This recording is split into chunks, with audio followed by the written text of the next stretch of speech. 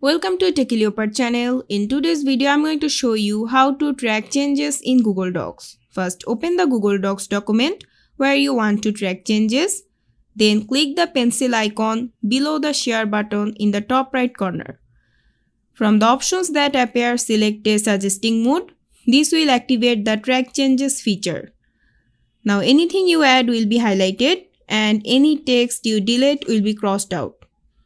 On the right side of the document, a suggestion box will appear for each change you make.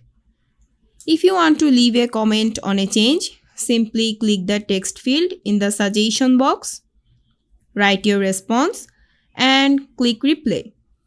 To approve a change, click the check mark in the suggestion box. The change will then become part of the document.